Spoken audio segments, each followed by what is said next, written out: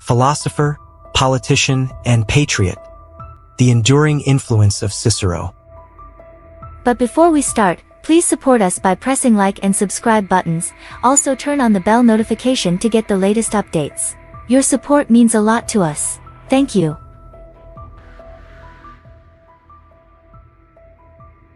Marcus Tullius Cicero, 106 to 43 BC, was one of the most influential figures of the late Roman Republic, known as much for his skill as an orator and statesman as for his philosophical writings.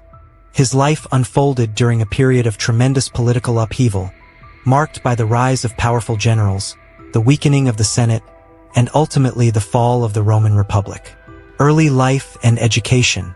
Cicero was born in 106 BC in Arpinum, a small town southeast of Rome, to a wealthy equestrian family. Although not born into the Roman aristocracy, Cicero had the advantage of wealth, which allowed him to pursue a high-quality education. He studied philosophy, rhetoric, and law, becoming one of Rome's most skilled orators.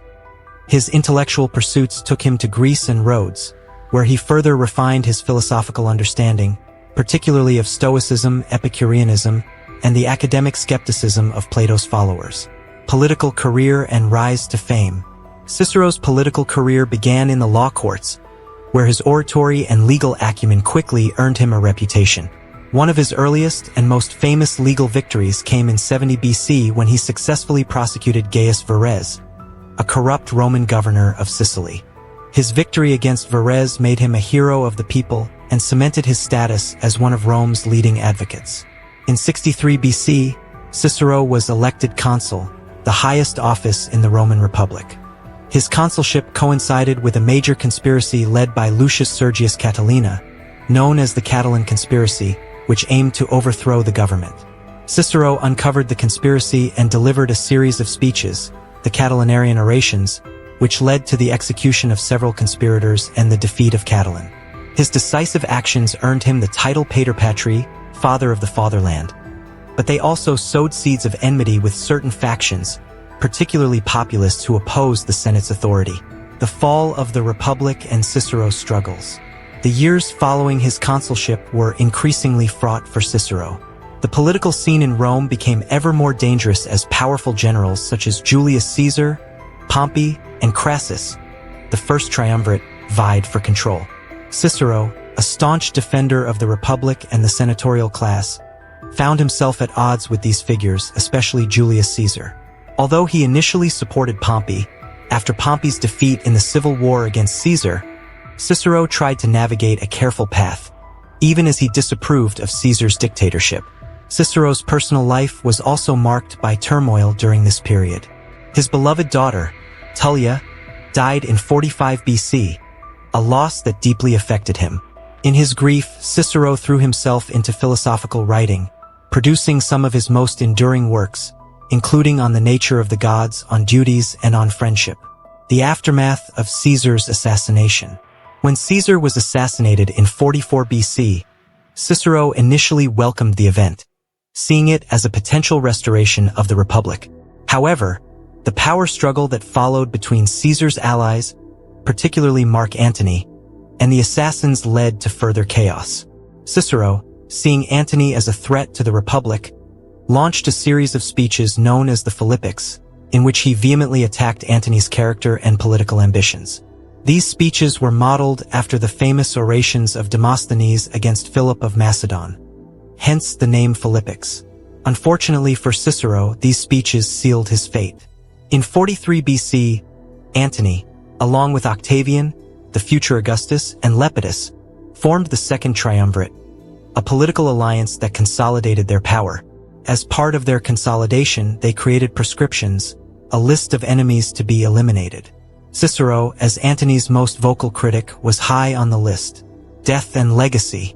In December 43 BC, Cicero was captured and killed by soldiers loyal to Mark Antony. His head and hands were displayed in the Roman Forum, a grim reminder of the fate that befell those who opposed the triumvirs.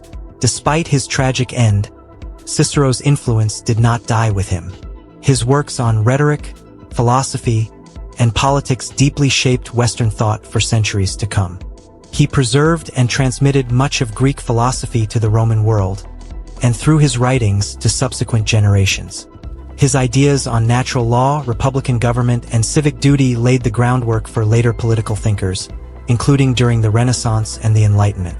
In sum, Cicero's life was a struggle to preserve the ideals of the Roman Republic at a time when the political world around him was collapsing into autocracy.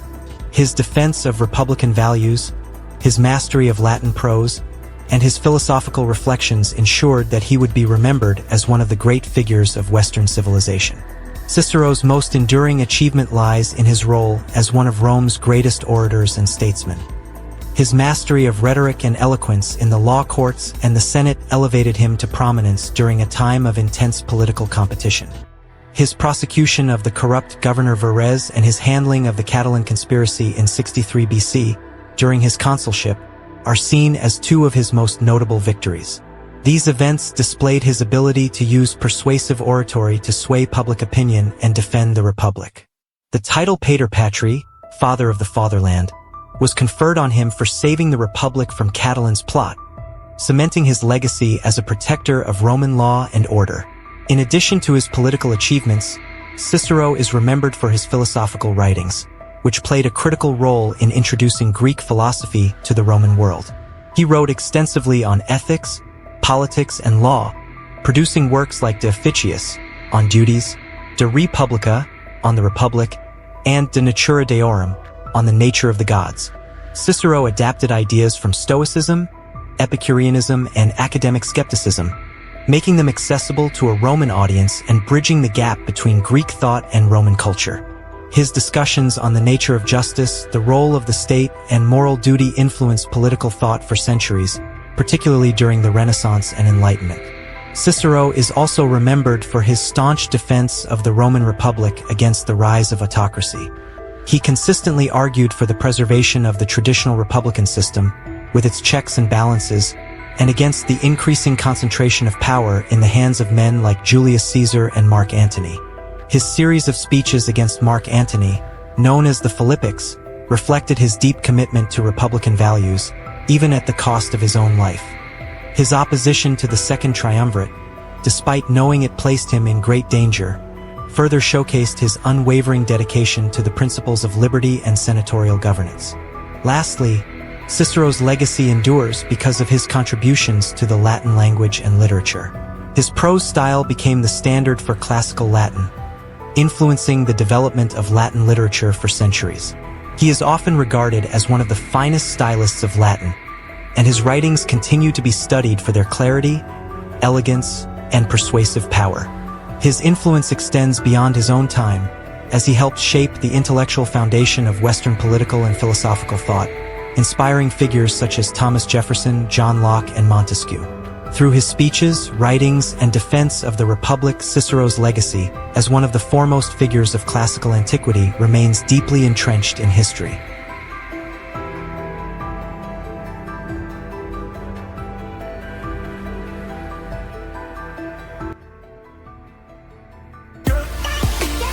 Thanks for watching. Please like, share, and subscribe if you like videos like this. Thank you.